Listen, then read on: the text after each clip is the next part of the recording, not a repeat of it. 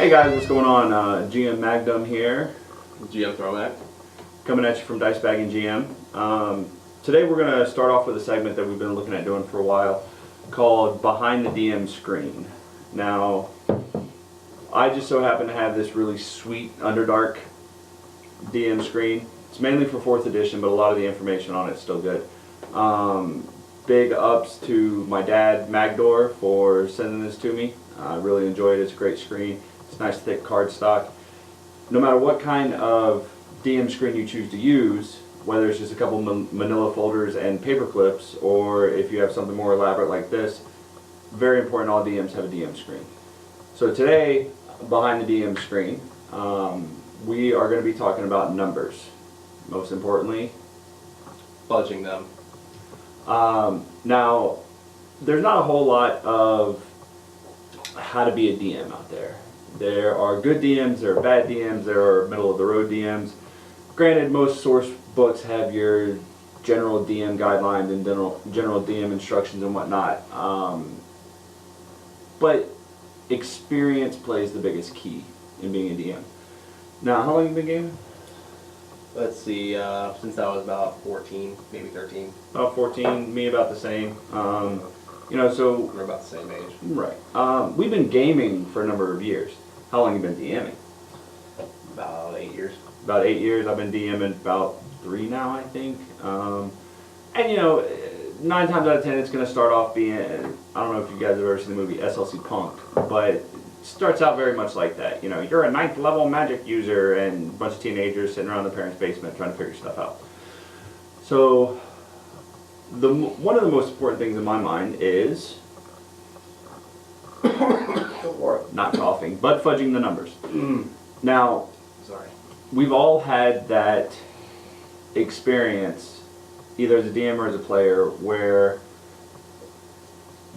the bad guys die too quick, or for some odd reason the DM just keeps hitting that 20. Don't look at me like that. My wife slaughtered a stone giant in one shot. Yeah. One of the things to look at is not only going to be your hit points of your bad guys. I mean, you can be running a 200 hit point critter, and it's going to be done in 3 laps of the table just because you have a scout in the party. He's talking about my wife. Yeah, I hate scouts. Great class to play, lots of fun, but as a DM they present their own set of challenges. We'll get to that later in another video similar to our Scion video. But there are times when, you know, you got this big bad character and you're rolling and you're rolling and you're rolling and you're rolling and the numbers just aren't always coming out right. Now, granted, part of role-playing games are the dice. It's that random element. It's The probability is yeah. you can fail at something. I mean, Exactly. Now, if you're in the situation where in 2 to 3 laps of the table, your guy has gone from 200 hit points to -10, you might want to give him some extra hit points. Or if it just seems like nobody can hit your armor class, you might want to drop it a little bit. Or if you just keep bludgeoning the crap out of your party, well, you might want to switch to a die that's not so favorable. Everybody has favorable dice, just is what it is. blue die. The blue die of death. I love it. It's great. They don't like it so much. I'm going to be using that one in our Secret Santa game, almost exclusively. Of course, because it always rolls a 20 when it comes time to hit throwback. Exactly. Every damn time. But at least I'll let you verify the 20. Oh yeah. You could tell me it's a 20, I would believe it. I know that die. It's a great die. It's seen many other dies set in the microwave, and has always treated me right. But back to the numbers. Another thing that is kind of vague are your DC checks.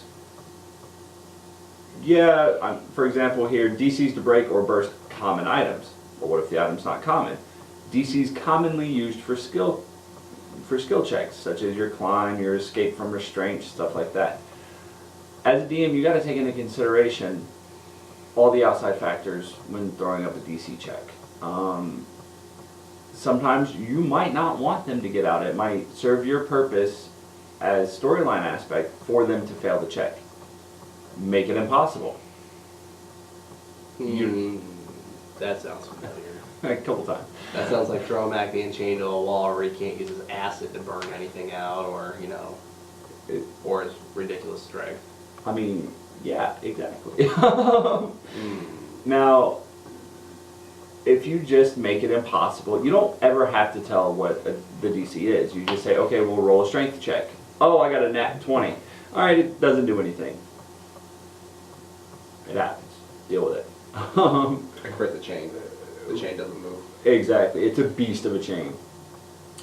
Now, you may have some players who say, but I rolled a 20.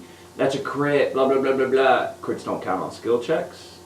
Crits don't really count on opposed checks. It's up to you as the DM to decide whether or not they do. I like to give a little extra if they do crit on a skill check, especially if it's like a craft check, or if it's, you know, if they're doing a tumble check in order to move through opponents. Oh, well, you do a, you know, triple backflip, double axle, and you land on someone's shoulders. And then you get a gold medal in the ice capades. Exactly. We have a character who likes to do that.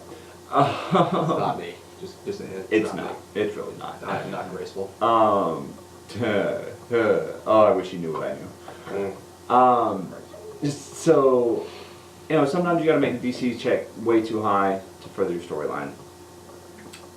Concealment, cover, all of these are numbers that, you know, as a DM, you gotta fudge sometimes. And the whole purpose of that is just making sure your group lives.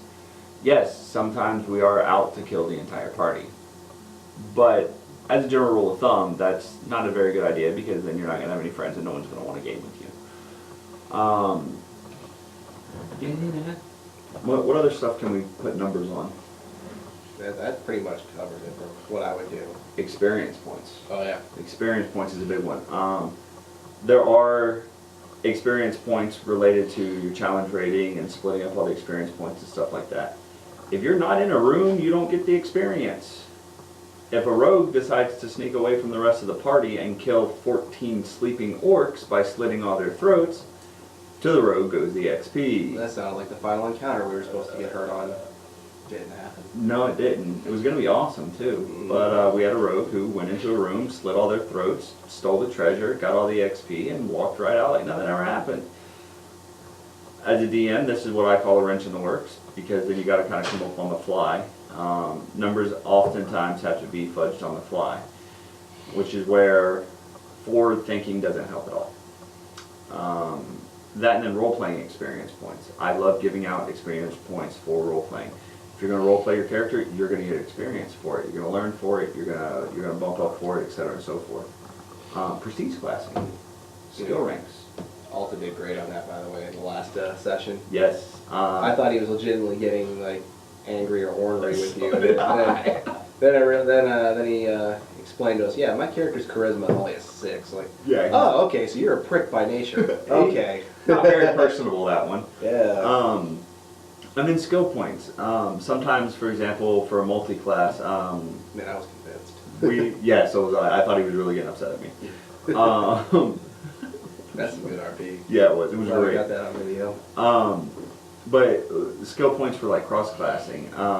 We once had a member of our party who really wanted to be a drunken master, but he didn't quite have the right number of skill points in the right number of places, just because he didn't have enough skill points because he was dumb. Like super dumb. He got a negative on his intelligence modifier, which reduced his skill points. Now through RP and through experience and through learning, we fudged the numbers, gave him the extra 2 skill points that he needed so that he could go drunken master at level 6 instead of having to wait another level and do it at level 7. These are all DM discretion type things. You know, it's all up to you to make it fun, to make it interesting, while at the same time keeping it balanced. Balance is the most important thing as a DM. If it's too much on the party side, you're not going to have any fun as a DM, and they're not going to have fun as players because they're going to walk right through everything. A group of level 14 characters should not be going up against 10 orcs. They're going to slaughter them. It's not cool. You know, so you gotta make sure you keep that balance, you keep the numbers in check, and when you give away cool stuff, I love giving away cool stuff. You got some cool stuff. Oh, I did. I love giving away cool stuff. I love making up magic items, things like that. But when you're doing creation like that, when you're giving away stuff like that, you got to keep into into scope, okay, if I give him a +6 adamantium claws, then how am I going to offset that on my side? You know, it can be a challenge, but I just make the creatures bigger and badder and make it even tougher. I'm looking at the screen here to see if there's any other numbers we can kind of go over. No, not really. Oh, attack roll modifiers. Sometimes, you know, if you have a character who is dazed or confused, or both, then adjusting those attack roll modifiers, adjusting item modifiers, things like that. You know, you can. Your character's an 80s movie? Actually, that movie was 1993. It was 1993. Yeah, Right. or 92. Don't quote me on that because I know somebody out there knows. I'm pretty sure it was 93. Great movie if you haven't seen it, and you probably don't know what we're talking about, but we can't plug it because they didn't pay us to do so. So yeah, if you guys got questions, comments, shoot them to us. We would love to help you out in being that better deciding factor and keeping it fun, keeping it interesting. Stay tuned for more videos of Behind the DM Screen. We here at Dice Bag and GM feel that there aren't enough role players out there anymore. We are in the era of the nerd. Mm-hmm. I mean, nerds are making I would say a comeback, but they were never really big to begin with. Now we're just taking a bigger step into society. Exactly. Because now, like, back in the day, I remember like, oh, you read comic books, you're such a nerd. When now people are lining up like hours before a movie opens, maybe even a day or so, just go see the new Marvel movie. Right. And all of a sudden, everybody's an expert. Take a picture. Oh, did I? I'll edit that out. Uh-huh. But yeah, everyone's standing in line to see the new Marvel movie or to see the new this or to see the new that. And, you know, as nerds, and we've both been nerds for a very long time now, I wasn't always 6'2", 220. He's still not. So, Nor will I ever be. Unless I platform shoes. I would pay to see that. Honestly, I would. I'd do it for free. We might have to arrange that. We'll do it. All right. We'll put it on camera probably. Halloween game coming soon in what 300 days. So yeah, I forgot what I hate it when we do that. We'll get on a segue and we can completely forget what the hell we're talking about. Numbers, fudge them if you have to. Don't if you don't. Make it interesting, make it fun. But yeah, nerds are. Speaking of numbers, numbers are on the rise. You know, not hipsters. Don't get me wrong. A hipster is not a nerd. A nerd is someone who actually knows what a D20 is. Well, now I would have to say a D12 because a lot of people know what D20s are and they're not nerds. Mm-hmm. Or they're Magic players. Don't get me wrong. We both love Magic the Gathering, but some of you know who I'm talking about. The ones who look up the newest, greatest, latest deck on the internet and then try to copy it. Shame on you. Play with what you got. I'm sorry, that just really gets on my nerves. Oh, freaking net decking. I hate net deckers. That's why I don't play standard anymore. I always Yeah. build like really crazy stuff. It's ridiculous. Kitchen table Magic, that's where it's at. Mm-hmm. So anyway, with nerd numbers being on the rise, we would like to see more D&D players. We'd like to see more hits on the Facebook page. We'd like to see more subscribers to the YouTube channel. You know, like I said, playing footsie, what's up, man? That's my sandal. I kicked it. What? Did I miss something? Yes. Anyway, we'd like to see the numbers on the rise. Get your friends into D&D. If you're watching this video, you know what role-playing game is. Get your friends into it. They're going to think you're a nerd. They're going to think you're a loser. Say, hey, come check it out. Try it. They will have fun. I'm telling you. That they may be nerds too, and they may be looking for someone to play D&D with, and just not know that you play D&D. So open up those lines of communication. How long did we go knowing each other before we like we ran into like a freaking gaming store? A year and a half or yeah, something? we ran into the old Atlanta store. Like a year and a half, we knew each other, and just walks in one day. I walk in to pick up some new Magic cards, and this nugget is sitting in the back with another buddy of ours playing Magic, and I just walk back in the back to see who's there and what's going on. And like, you know where this store is? I'm like, yeah. Who doesn't? Or, where were you the last year and a half? Exactly. What? We're sitting here playing Magic, and we need more people to play again. Where were you? And then we started playing D&D and it all went downhill from there. So yeah, to bring it back to our main topic, sometimes you gotta fudge them numbers. The key thing to remember is it gonna be fun for your group? Or is it better serving the DM's purpose? If the answer is yes to one of those questions, you might wanna fudge the numbers. As long as the DM's purpose isn't killing everybody, because that should not be your purpose unless it's a day like today where I'm killing all of them.